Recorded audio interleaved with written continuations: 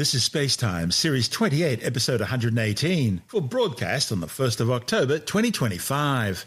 Coming up on SpaceTime, a new study shows the planet Mercury is shrinking, a new mission to study Earth's invisible halo, and the secrets of the red planet's ancient volcanic systems. All that and more coming up on SpaceTime. Welcome to SpaceTime with Stuart Gary.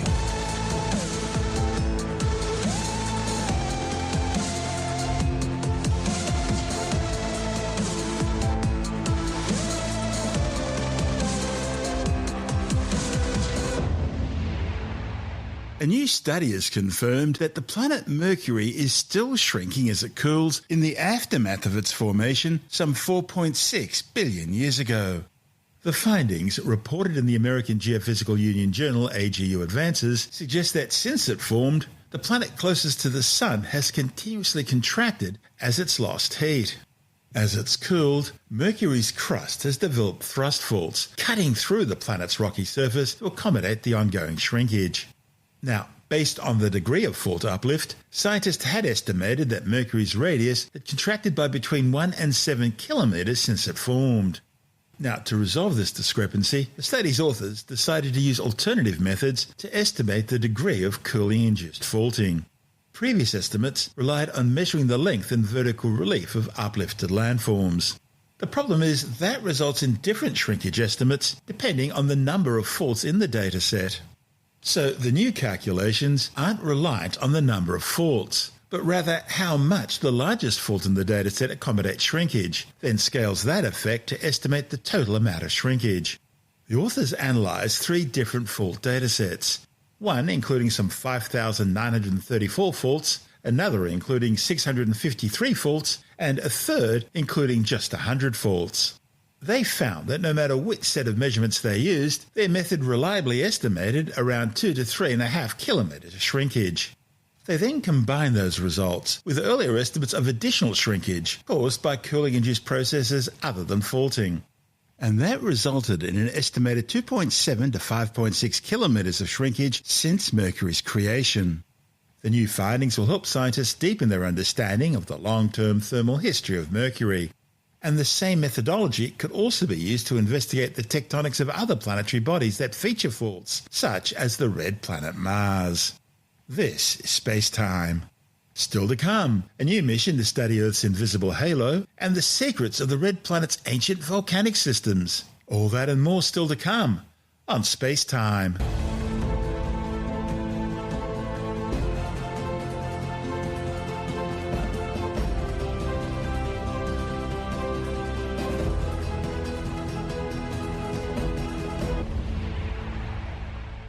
NASA's launched a new mission to study the Earth's invisible halo.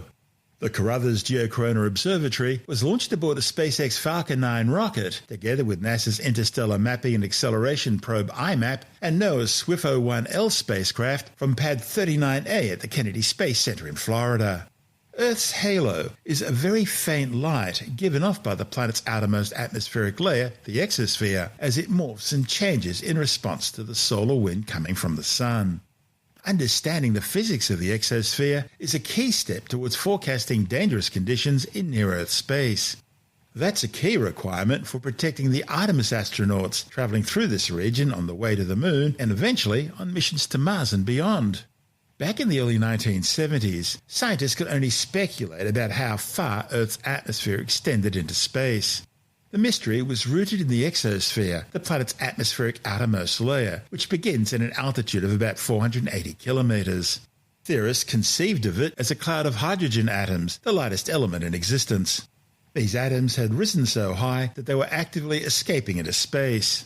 But the exosphere only reveals itself through a faint halo of ultraviolet light known as a geocorona. It was pioneering scientist and engineer Dr. George Carruthers, after whom the spacecraft's named, who set himself the task of seeing it and understanding what it's about. After launching a few prototypes on test rockets, Carruthers developed an ultraviolet camera ready for a one-way trip into space. Then in April 1972, Apollo 16 astronauts placed the Carruthers camera on some of the Moon's highlands, and humanity got its first glimpse of Earth's geocorona. The images it produced were as stunning for what they captured as they were for what they didn't. Carruthers Geocorona Observatory mission principal investigator Lara Waldrop from the University of Illinois says that being on the moon, the camera simply wasn't far enough away to get the entire field of view. In fact, scientists were shocked to discover that this light, fluffy cloud of hydrogen around the Earth could extend so far away from the planet's surface. It means the exosphere probably extends at least halfway to the moon. But the reasons for studying this region go well beyond curiosity about its size. You see, as solar eruptions from the Sun hit the Earth, they first hit the exosphere, setting off a chain of reactions that sometimes culminates in dangerous space weather storms. So understanding the exosphere's response is important to predicting and mitigating the effects of these geomagnetic storms. And also it's important to remember that hydrogen is one of the key atomic building blocks of water, essential for life as we know it. So mapping its degassing process into space will shed new light on why planet Earth retains water while other planets don't. And that may also help astronomers find exoplanets, planets beyond our solar system, that might be doing the same thing. The Carruthers Observatory is designed to capture the first continuous observations of Earth's exosphere, revealing its full expanse and internal dynamics. After its launch, the 241-kilogram spacecraft, together with both IMAP and SWIFO-L1, are undertaking a 4-month cruise phase to the Lagrangian L1 position, some 1.6 million kilometres away. Located between the Earth and the Sun, L1 is a sort of gravitational well, where the pull of the Earth and the Sun cancel each other out, allowing a spacecraft there to remain in a stable orbital position without expending a great degree of fuel. After a month-long checkout phase, Carruthers' 2-year science mission will begin in March next year. From L1, roughly 4 times further away from the Earth and the Moon is, Carruthers will capture a comprehensive view of the exosphere using 2 ultraviolet cameras, a near-field imager and a wide-field imager. The near-field imager provides close-up views, allowing astronomers to see how the exosphere varies close to the planet. Meanwhile, the wide-field imager lets them see the full scope and expanse of the exosphere and how it changes far away from Earth's surface. Combined, the 2 images will map hydrogen atoms as they move through the exosphere and ultimately degas into space. Understanding how all that works at Earth will greatly inform science's understanding of exoplanets and how quickly their atmospheres can escape. By studying the physics of Earth, the one planet we know that supports life, the Carruthers Geocorona Observatory can help scientists know what to look for elsewhere in the universe. This report from NASA TV. The goals of the Carruthers Geocorona Observatory are to study the nature and origin of Earth's exosphere and how it evolves over time. The exosphere itself is the uppermost layer of the Earth's atmosphere.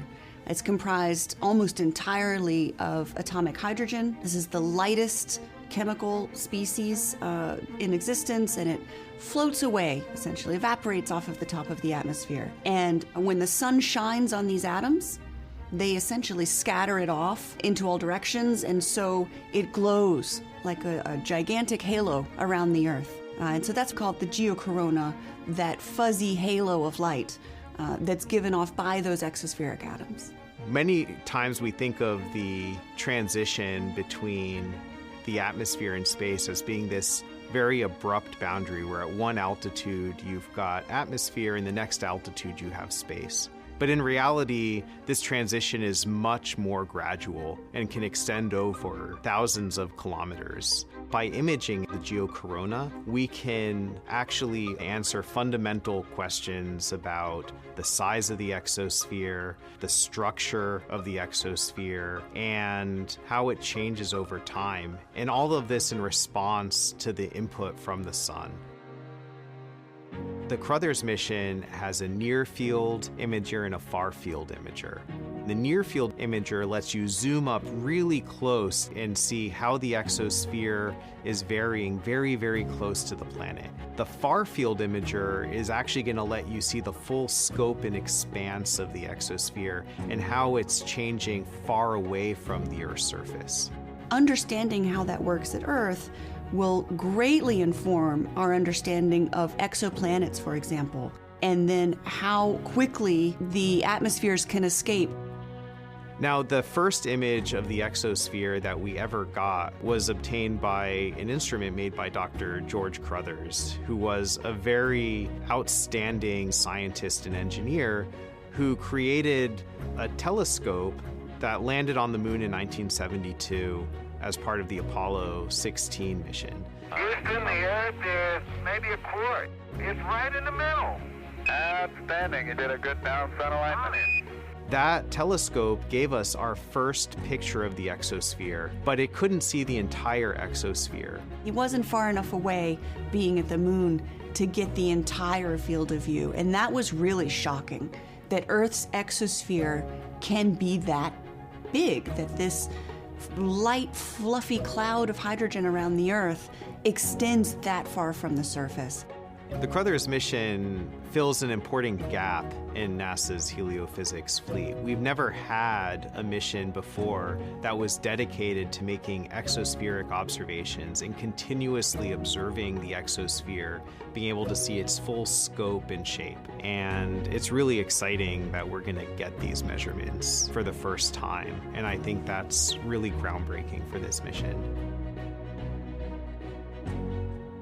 And in that report from NASA TV, we heard from NASA mission scientist Alex Glosser and Carruthers principal investigator Lara Waldrop from the University of Illinois.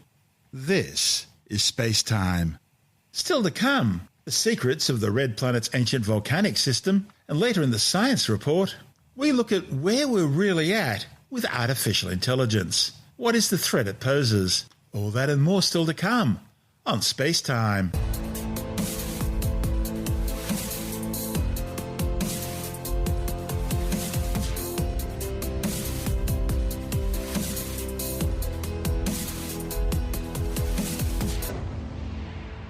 A Martian meteorite discovered in the Sahara Desert of northwestern Africa back in 2023 is now providing scientists with new details about the red planet's ancient volcanic systems. A report in the journal Planet claims the space rock, catalogued as NWA 16254, is a gabrioch shergotite, offering unprecedented insights into Martian volcanic processes and mantle crust interactions. It's the first geochemically depleted member of this textural group, bridging crucial gaps in science's understanding of the red planet's magmatic diversity.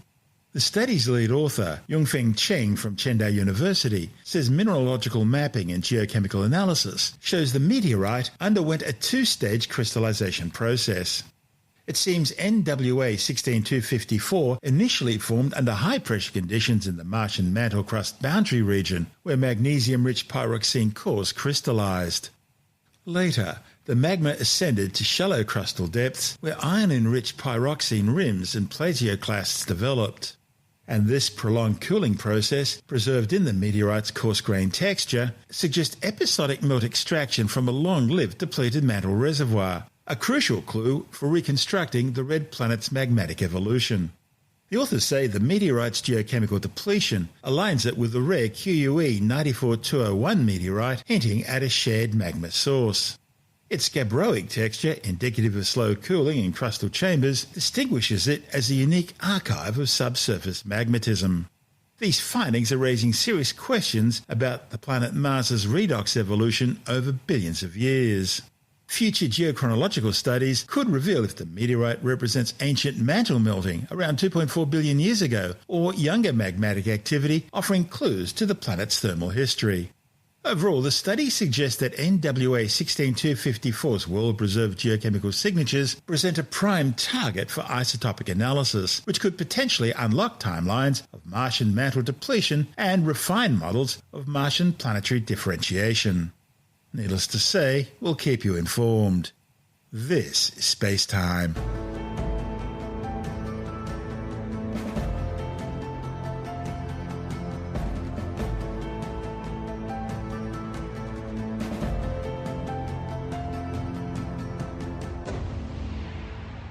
And time now to take another brief look at some of the other stories making news in science this week with a science report. There are growing warnings today that ship anchors and their chains are damaging the Antarctic seafloor and killing unique marine life. A report in the journal Frontiers in Conservation Science claims researchers used underwater cameras to study anchoring sites during the Antarctic summer. and their first ever documented footage is showing little or no marine life left, as well as crushed sponge colonies and scouring and mud deposits from anchors being pulled up, whereas sea life remained abundant and undisturbed in nearby areas. Sea ice loss is leading to more shipping traffic, increasing the risk to vulnerable life forms that are often slow-growing, fixed in place, and found only in Antarctica. The authors warn this is an overlooked conservation issue, and the Antarctic seafloor could take a very long time to recover from all this anchor damage. A new study suggests that ancient humans living in what is now Spain were cannibals. The findings, published in the journal Scientific Reports, examined a collection of human remains estimated to be about 5,600 years old, which were found in a Spanish cave. The authors analysed 650 fragments of human remains and found evidence that at least 8 individuals, including children, adolescents and adults, were skinned, defleshed, disarticulated, fractured, cooked and consumed. None of the trauma appears to have occurred before death, with the authors saying the butchery showed no visible signs of any sort of ritual or ceremonial practices, and instead they think the acts were linked to conflicts between neighbouring groups or local newcomers. A new study has found that there may be some benefits for those who can't stop binging on a good book or TV show series. The findings, reported in the journal Acta Psychologica, suggest that people who marathon movies, shows or books are more likely to remember the stories and keep engaging with them through daydreams and fantasies. The authors claim humans are storytelling creatures, and one of the functions of narratives is the ability to satisfy motivations for things like connecting with others, feeling autonomous and confident, and even security and safety, helping people cope in times of stress. The study suggests that binge watchers are more likely to think about the stories they've finished compared to people who are consuming media more slowly. Overall, respondents said TV shows were more memorable than books, but that didn't mean the books were forgettable.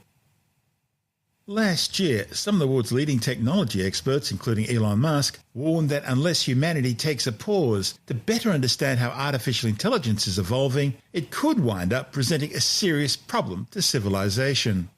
Sadly, it seems no one took any notice.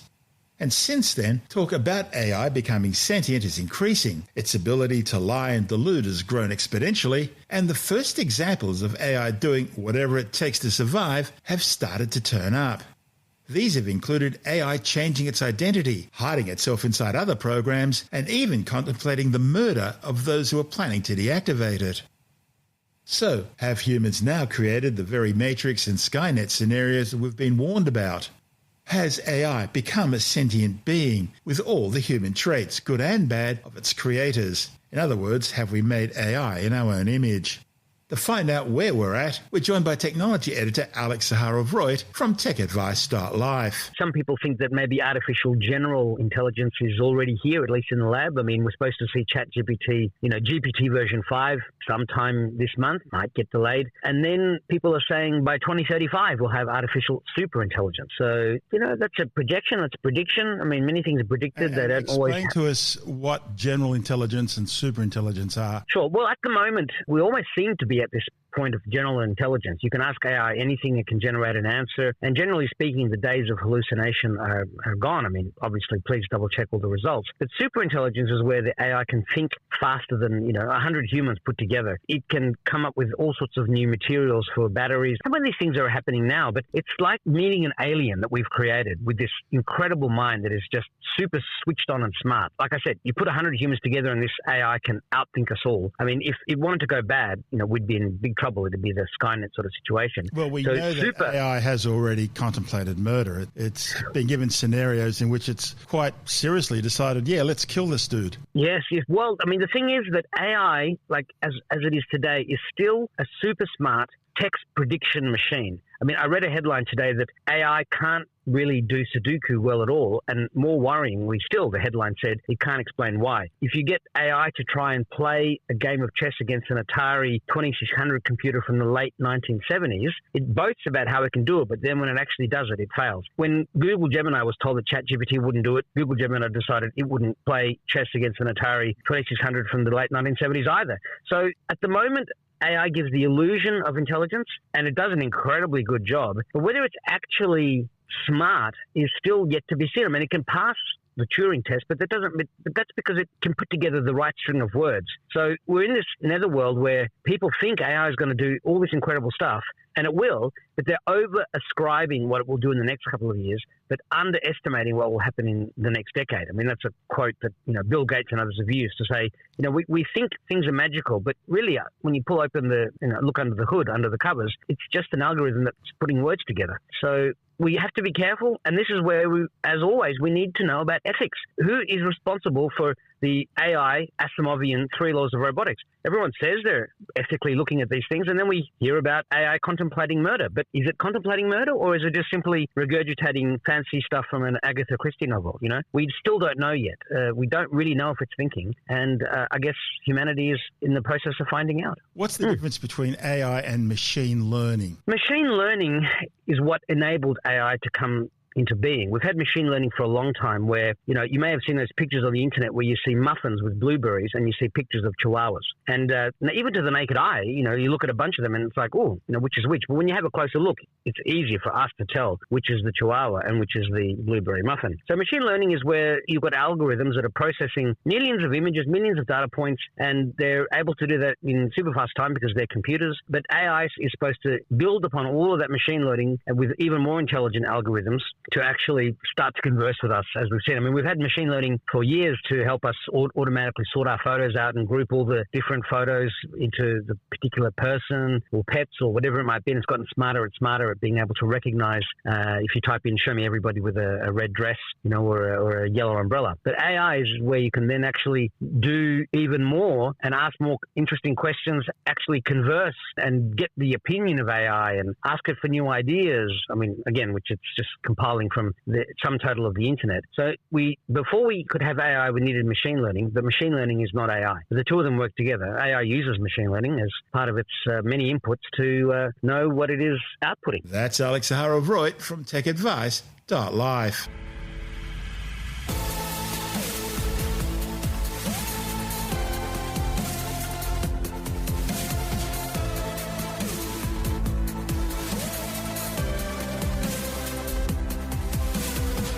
That's the show for now.